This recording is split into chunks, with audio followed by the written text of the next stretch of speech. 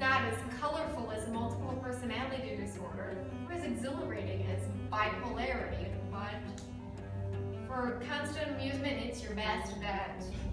Meet my family.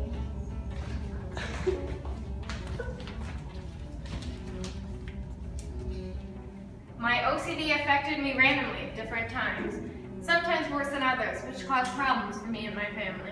Vicky was launched back into public school just in time for adolescence, and in no time transformed herself into a surly, coal-rimmed smartass who cut bullet holes in her Espen's sweatshirt. I wasn't too crazy about the new Vicky, and the feeling appeared to be mutual. This is my dad.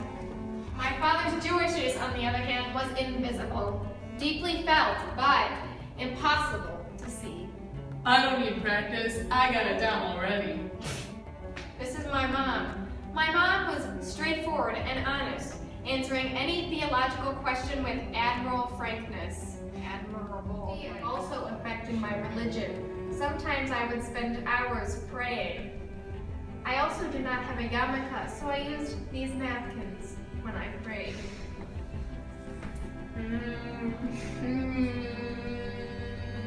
I also cut out all the words that had to do with God or Judaism in the paper. And as I was cutting them out, if they touched the floor, I would have to kiss the floor to make God feel better. By the time I was 7, most of my composers revolved around stuffed animals. Stupid stuffed animals. I hated them. They were so babyish, birthday gifts I had gotten instead of more adult playthings I really wanted, like checkbooks and carpet sweepers. The animals were just so needy, so much work, they had to be washed and dressed and cared for. Worst of all was the compulsory feeding, conducted every night after I put them to bed. They ate air served up in a plastic pantyhose egg. Each animal got 5 servings, consisting of 15 bites each. The feeding was strictly ordered, with the animals lined up by size. I moved down the line with my egg, making eye contact with each while maintaining a breathless narrative chatter. Bite for you, bite for you, bite for you, bite for you. OCD also caused my anorexia. Can't eat this, too circular. Can't eat this, it's not kosher. Can't eat this, it's too black. Can't eat this, I don't like nuts. Can't eat this, not kosher. Can't eat this because I don't know what it is. Can't eat this, I don't like fruit. This isn't allowed, it's not kosher. Can't eat this, can't eat this. I can drink some water.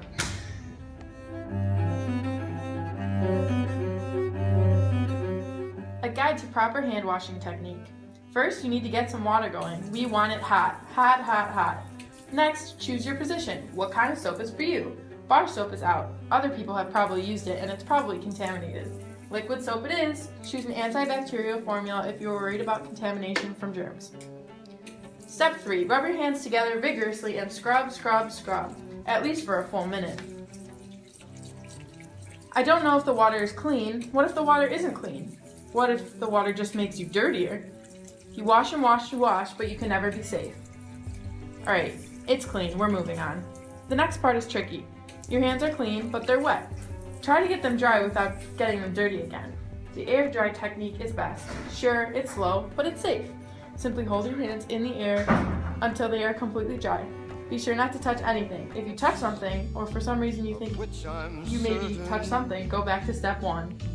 Yes, just be safe. Go back to step 1. A life that's full. I traveled each and every highway. Bye, parents. I'll have fun in college. Won't party too hard.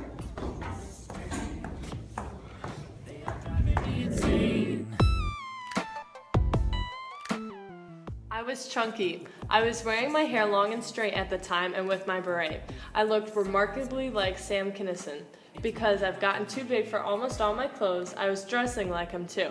By 6th grade, the only pants that fit were a pair of pleated gabardine slacks a teenage babysitter had handed down. I wore them every day, rolled up because I would not permit my mother to hem them, as I perceived this as some sort of defeat. Fat was one thing, but fat and short was too much.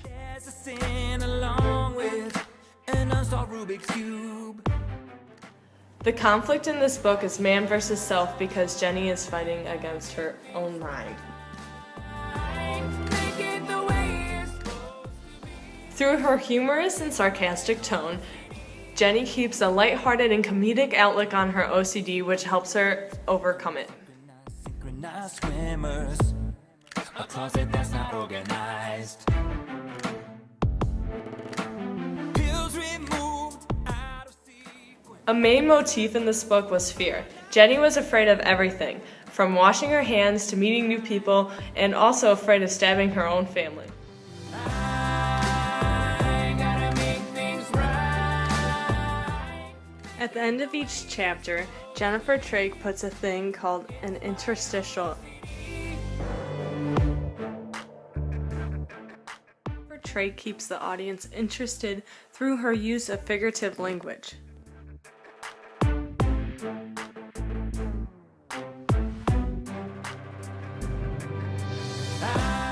Was it just me? Was it okay to wipe? I was going to hell anyway, right? What does the Torah say about ham-tainted carbonated beverage? What? We worry that we are unwittingly peppering our speech with profanities. This fear isn't all that irrational.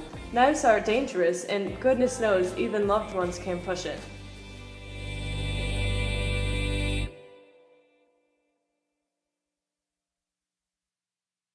Can I read them off this? Go. Washington, Adams, Jefferson, Madison, Monroe, Quincy, Adams, Jackson, Van Buren, Harrison, John Tyler, James K. Polk, Zachary Taylor, Millard Fillmore, Franklin Pierce, James Buchanan, Abraham Lincoln, Andrew Johnson, Ulysses S. Grant, Rutherford B. Hayes, James A. Garfield, Chester A. Arthur, Grover Cleveland, Benjamin Harrison, Grover Cleveland again, William McKinley, Theodore Roosevelt, William Howard Taft, Woodrow Wilson, Warren G. Harding, Calvin Coolidge, Herbert Hoover, Franklin D. Roosevelt, Harry S. Truman, Dwight Eisenhower, JFK, Richard Nixon, Gerald Ford, Jimmy Carter, Ronald Reagan, George H.W. Bush, Bill Clinton, George Bush, and Barack Obama. Thanks to Wikipedia for that.